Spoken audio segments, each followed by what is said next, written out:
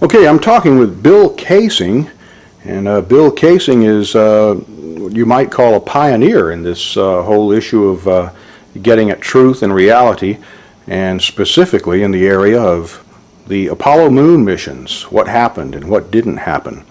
And when the module set down on the surface of the moon, the amount of propulsion that would have been required to do that, and it leaves no cloud of dust, no crater. Right. Having seen hundreds of rocket firings when I was employed by Rocketdyne, I know that the jet of the lunar module lander, the lunar lander, would have created an enormous crater. It would have scoured the moon's surface. It would have tossed up rocks, sand, everything, and created a crater maybe so large that the entire lunar lander could have sunk into it. After all, we're dealing with a 10,000-pound thrust engine, which is pointed directly at the surface, lowered into the surface, and yet if you look at pictures of the lunar lander on the moon, there is no disturbance whatsoever under the lunar lander's rocket. And no dust deposited in the pads, the cup-shaped pads at the bottom. That's another good point. Dust would have been blown 6 ways from Sunday and would have landed everywhere. And then the famous scene, which has been played over and over, where they are landing there, but they're setting down, and you're hearing the astronaut talking through it. Oh, that's a good point. Let's say, became aware of that only recently, that here's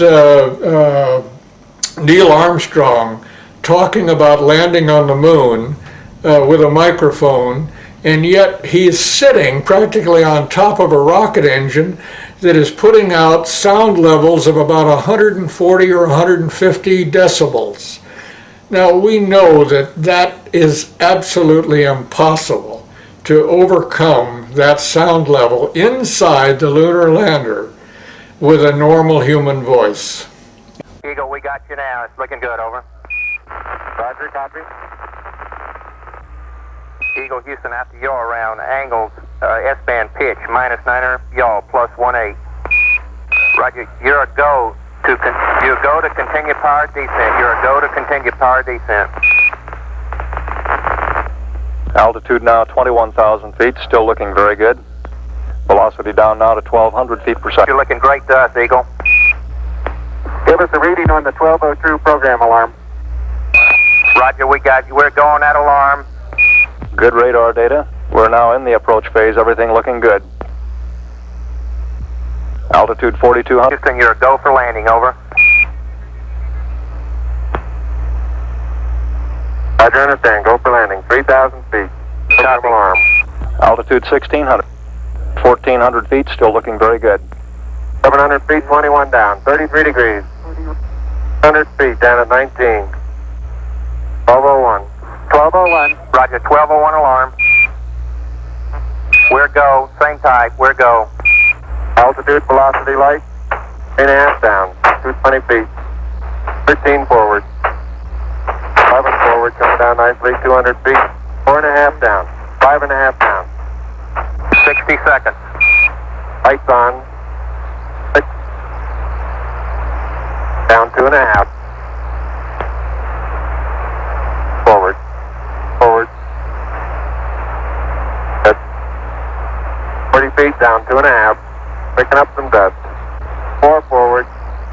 4 forward. Drifting to the right a little. Good. Okay. Contact light. Okay, engine stop. We copy you down, Eagle. Tranquility Base here. The Eagle has landed. Okay, we've changed our graphic picture here in the background, and it's a one-sheet poster that I put together from pictures on the website www.geocities.com/Apollo Reality/. And the gentleman that put this together got actually these images off the Langley Research Center website. And some of these, actually, you're just seeing for the first time yourself. Isn't that right, Bill? That's right, yeah. I'm amazed to find these pictures. I've never seen any of them before except the one in the upper right. And what amazes me is this one here showing a model of the moon with a camera track, showing how easily it would have been to fake the filming of the moon. And then the image just to the right of that shows like the finished moon. Exactly. With somebody sitting at the controls, maybe turning it or... Right. These are very revealing pictures, and I strongly recommend people with PCs to download them and study them. And of course, this brings up the subject of the death of whistleblowers. Men like Gus Grissom, who was burned to death along with Chafee and White. He went pretty open with it, putting a lemon on yeah, he was going to give an interview about what he really thought about Apollo. And as you say, he hung a lemon on the command capsule on the day that he was murdered. And we should also look at Scott Grissom, his son's evidence that a secret switch was installed in the capsule to ignite the fire that killed Grissom, Chafee, and White. We could go on for quite a while about the death and injury to people that have pursued this Apollo hoax subject very diligently. They went to a NASA spokesman who was Brian Welch. Oh yes, and right. They asked him about some of these anomalies. Right. You recall what he said about some of the things they were asking him? He tried to dispute everything that the Apollo hoax advocates brought out, but the interesting thing is that about a month after he gave this interview, he was dead. That always kind of puzzled me because he was at least trying to hold on to it, right? So, do you think they would have actually killed him just because he didn't do a good enough job? Or? Yes, I think that's what happened. He didn't do a good enough job. So they killed him as an example to other people who are defending, like Richard Hoagland. Hoagland obviously is a fake, and he's an employee of NASA who on many occasions has tried to discredit me and my associates. There are much better mysteries that call into question some of the photography, which I agree with you looks frankly hoaxed. Well, some of it could have been staged and they could have released it, Richard. Exactly. That's what some of my photographic experts that I've called in over the years, and I've been to Goddard, I've looked at the NSSD film. I mean, I have actual examples, Eric, of NASA airbrushing the moon. Well, I know this. And, but you see, I have a different model. So you're saying they faked some of the photos? I think they faked some photos. I think they've hidden other things in the photos, and I'll give you my bottom line. I think there is an enormous Apollo conspiracy, but I think we've been sold the wrong conspiracy to keep people like you, bright guys who are asking good questions, looking in the wrong direction, which these people are past masters at doing, because the real conspiracy is not did we go to the moon, it's what did we find on the moon. I know, there's aliens they up there. don't want us to know. And as I said earlier in the show, I found areas where NASA faked the imagery, I believe, to hide really cool stuff. Okay. And I found other areas where the photographs are consistent with us landing on the moon. And it's possible, Richard, that some of these beauty shots were staged and they threw them in there and grouped them in with the real ones. Exactly. Next up, let's go to our wild card line. You're on the air with us. Hi there. Our next speaker is Professor James McKinney. If you double the size of your rocket, you don't double the size of your payload. So you're very limited, and now let's try and get to the next planet or out to the moon. We have to start sending individual things up there, couple them together, and then go out to these other planets. By the way, there's a small problem with going to the moon, and inch by inch, NASA is leaking out that they know that there's a problem there. It's called the Van Allen belts, high radiation belts of charged particles around Earth, and we don't know how to get through them, they say. Well, isn't that interesting, because there sure didn't seem to be a problem back in 1969. Obviously, they didn't go to the moon.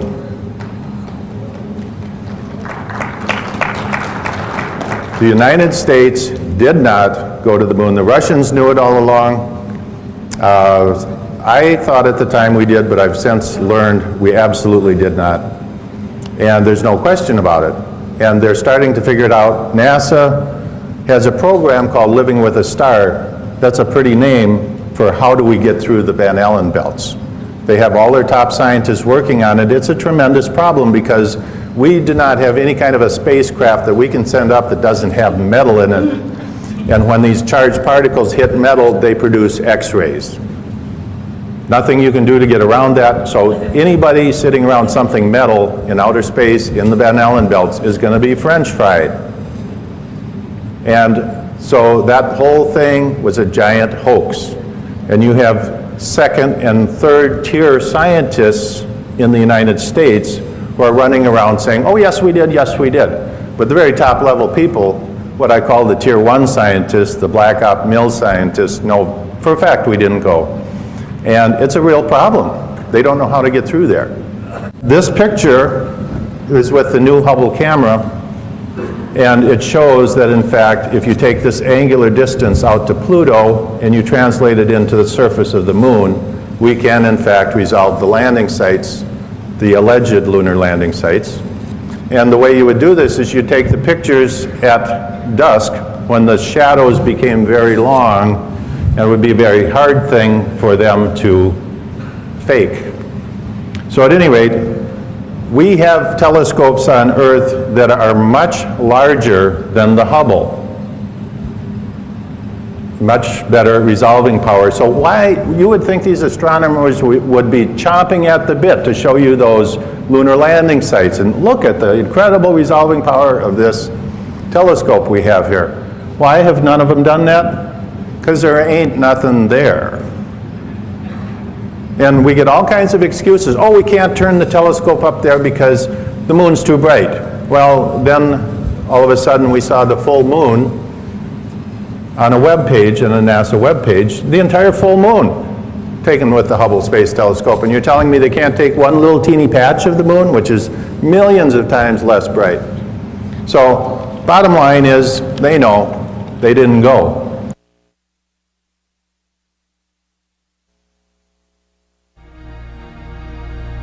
Join us now on a quest for the truth to the moon.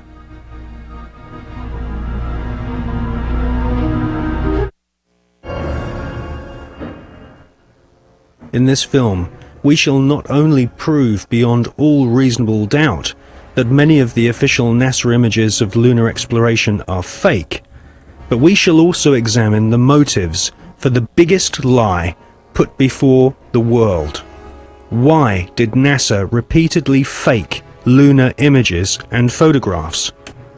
Why did NASA stage lunar expeditions which did not happen? The answer will surprise you. Clear the launching area.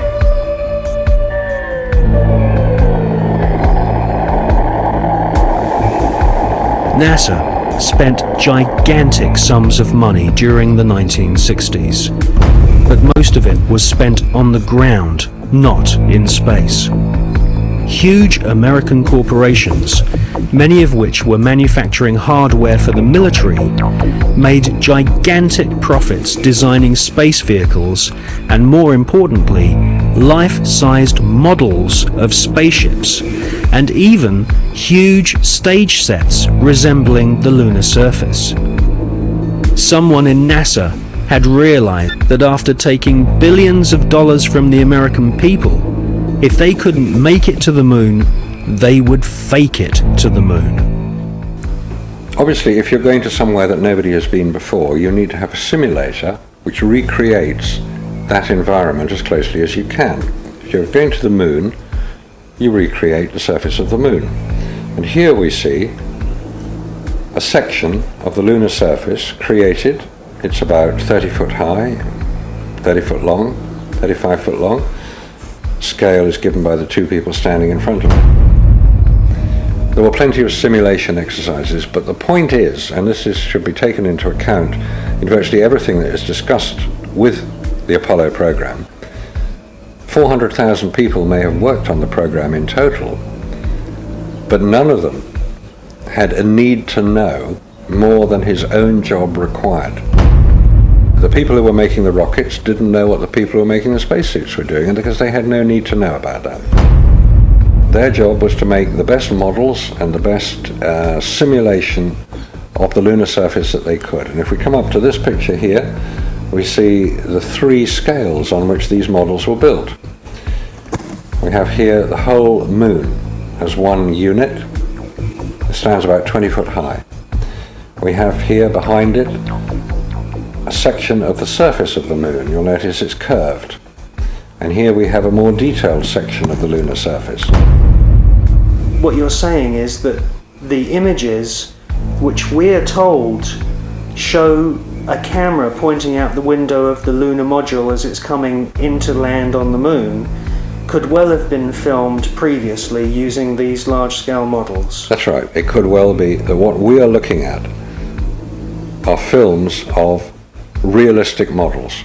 We have no means of knowing if they were actually taken on the lunar surface or whether what we're watching is part of the simulation exercise and the training exercise. And you'll notice here on these models there is a camera track. A camera starting at this end, coming down here, would approach the moon or appear to approach the moon and become ever closer towards it. This is a simulation rig that was built. This is the command and service module of the Apollo program. And you'll notice that the window here looks out onto a block here. And there's another one here. They're curved. These are the screens onto which the lunar surface was projected as the craft made a simulated approach towards the lunar surface. Is what we're seeing a mixture of fact and fiction? It is fact, it is fiction. It's mixed together. It's hard to separate them until you examine it closely. If a spacecraft is in deep space, the only possible explanation for a light seen through the window of the spacecraft is the sun. It's the only bright light in space.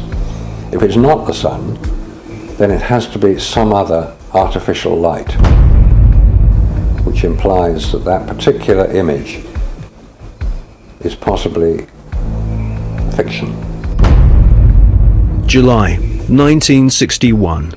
NASA was soon being criticized for the flimsy construction of their hardware. The first orbital capsules did not even have windows in them for the astronauts to look out of. One of the most vocal critics was one of NASA's most respected astronauts, an all-American hero named Virgil Gus Grissom, who almost drowned when recovery helicopters were unable to lift his space capsule from the sea. After a successful journey into space, Gus Grissom almost died through NASA's bad planning. Or was this an early attempt to silence Gus Grissom?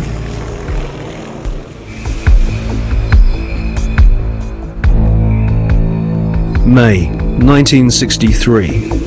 Astronaut Gordon Cooper experiences re-entry problems in his Faith 7 rocket ship.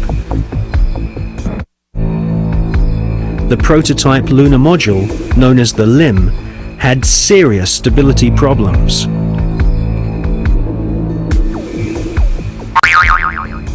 At this stage, there was no guarantee that even if NASA managed to get a spaceship orbiting the moon, they could land safely without killing the crew.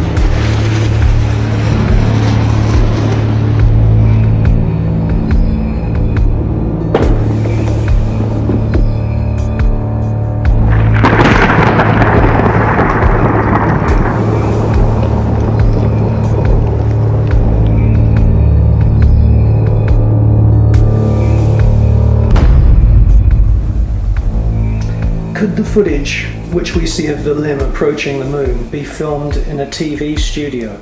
It was filmed in a TV studio. There's absolutely no doubts whatsoever about that.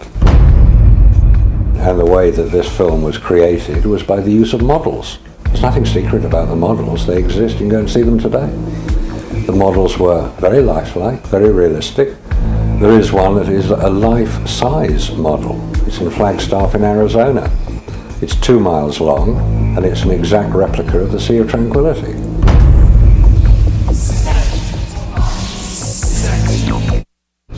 The photographs were used to create from those images the replica of the Sea of Tranquility, so that if it was flown over in a helicopter, it would appear as if it was a spacecraft approaching a similar area to land. So yes, all the scenes of the lunar surface were filmed on Earth.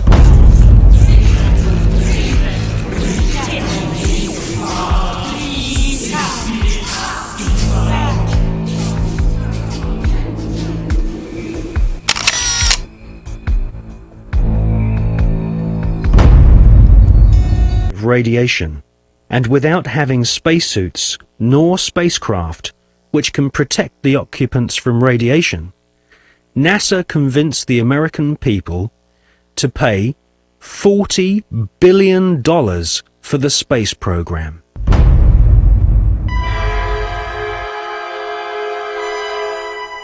The most lethal forms of radiation, of course, are at the higher end of the spectrum. That's gamma rays and X-rays.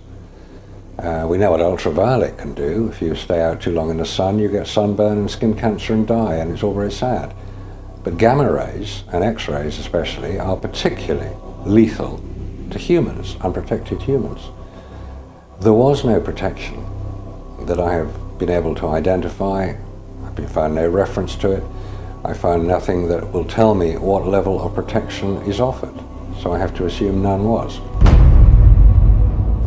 I've contacted the manufacturers of the spacesuits, and they said there was no radiation protection built into the spacesuits, because I asked them if these same spacesuits could be used by technicians to go into Chernobyl or 3 Mile Island, because the nuclear reactors produce the same radiation as produced in space. They said no, not advisable, no protection.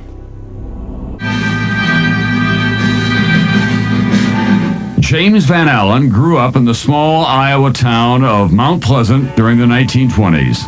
He was an exceptional student, became class valedictorian, and exhibited an intense vision that even then looked beyond our planet. The environment was the time of the Cold War, and it was something scary. It was something for a child, it seemed very scary to have to hear about bomb shelters and hiding under our desks. And I remember first hearing that my father was going to go to Russia, and being so frightened by that, and asking my father, why was he going to Russia? Wasn't he scared? And I remember him explaining to me that in the scientific community, what they do, and as they take data and exchange data, somehow that transcends what is going on in the political arena. So that there is always a sense that the quest for intellectual activity was something very special. Remember that, so that the Cold War suddenly didn't seem very cold to me, even as a young child. In Washington,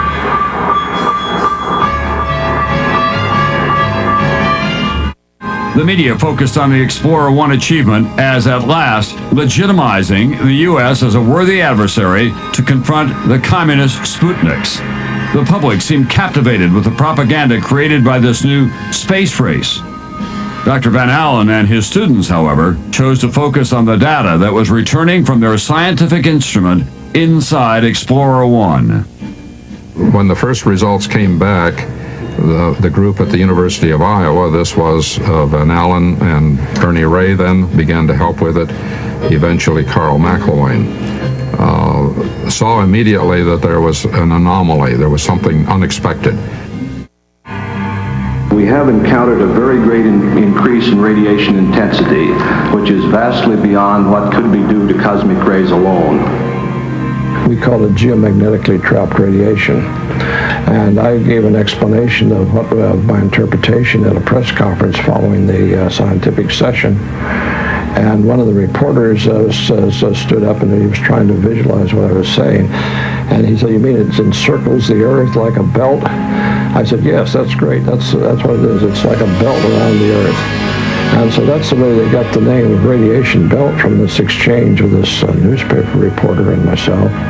Well, certainly the discovery of the radiation belts was the most important discovery of the International Geophysical Year, because it represented a discovery of some major phenomenon that had a substantial impact both on scientific research and on plans for manned flight later on.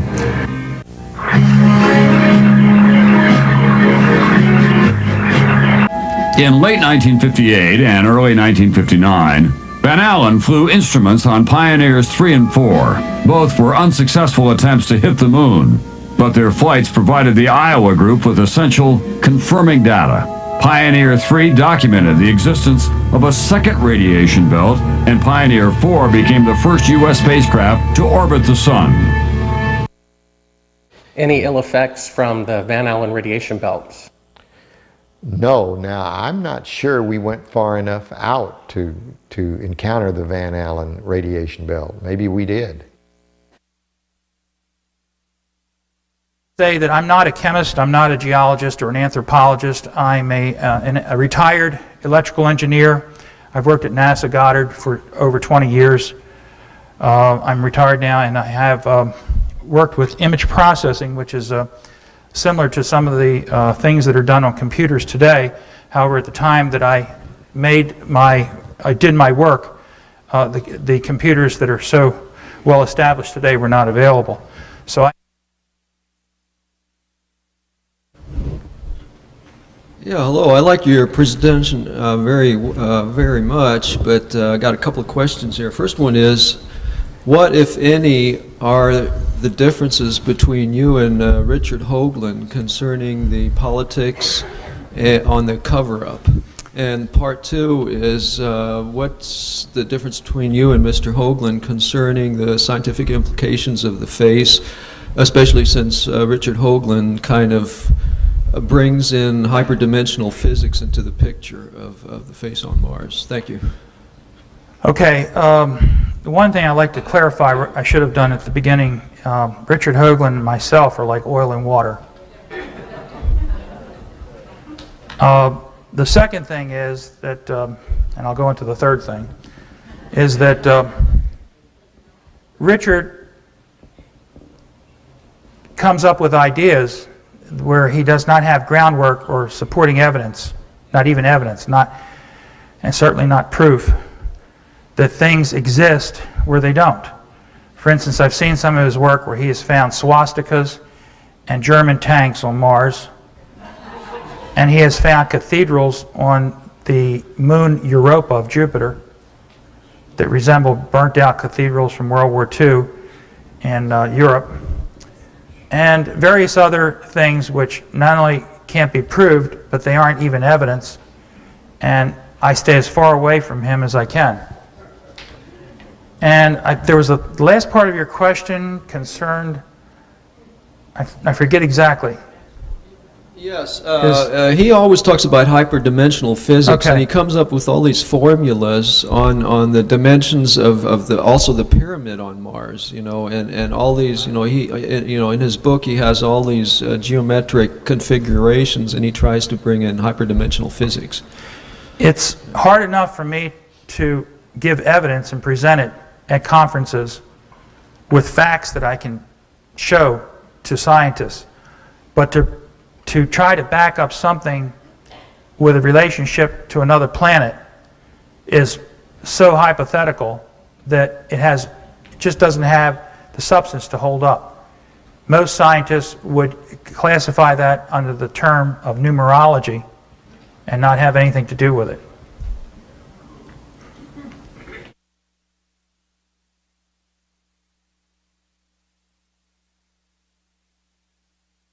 S-band pitch, -9er, yaw, +18.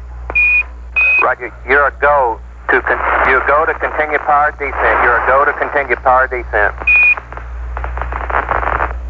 Altitude now 21,000 feet, still looking very good. Velocity down now to 1,200 feet per second. You're looking great to us, Eagle. Give us a reading on the 1202 program alarm. Roger, we got you. We're going at alarm. Good radar data. We're now in the approach phase. Everything looking good. Altitude 4,200. Houston, you're a go for landing, over. Roger, understand. Go for landing. 3,000 feet. Program alarm. Altitude 1,600. 1,400 feet, still looking very good. 700 feet, 21 down. 33 degrees. 100 feet, down at 19. 1201. 1201. Roger, 1201 alarm. We're go. Same type. We're go. Altitude, velocity, light. 3.5 down. 220 feet. 13 forward. 11 forward, coming down nicely. 200 feet. 4.5 down. 5.5 down. 60 seconds. Lights on. Down 2.5. Forward. Forward. Good. 40 feet, down 2.5. Picking up some dust. 4 forward. 4 forward. Drifting to the right a little. Good. Okay. Contact light. Okay, engine stop. Okay, I'm talking with Bill Casing, and Bill Casing is what you might call a pioneer in this whole issue of getting at truth and reality, and specifically in the area of the Apollo moon missions, what happened and what didn't happen. And when the module set down on the surface of the moon, the amount of propulsion that would have been required to do that, and it leaves no cloud of dust, no crater. Having seen hundreds of rocket firings when I was employed by Rocketdyne, I know that the jet of the lunar module lander, the lunar lander, would have created an enormous crater. It would have scoured the moon's surface. It would have tossed up rocks, sand, everything, and created a crater maybe so large that the entire lunar lander could have sunk into it. After all, we're dealing with a 10,000-pound thrust engine, which is pointed directly at the surface, lowered into the surface, and yet, if you look at pictures of the lunar lander on the moon, there is no disturbance whatsoever under the lunar lander's rocket. And no dust deposited in the pads, the cup-shaped pads at the bottom. That's another good point. Dust would have been blown 6 ways from Sunday and would have landed everywhere. And then the famous scene, which has been played over and over, where they are landing there, but they're setting down, and you're hearing the astronaut talking through it. Oh, that's a good point. I let's say, became aware of that only recently, that here's Neil Armstrong talking about landing on the moon with a microphone, and yet he's sitting practically on top of a rocket engine that is putting out sound levels of about 140 or 150 decibels. Now, we know that that is absolutely impossible to overcome that sound level inside the lunar lander with a normal human voice. Eagle, we got you now. It's looking good, over. Roger, copy. Eagle, Houston, after you're around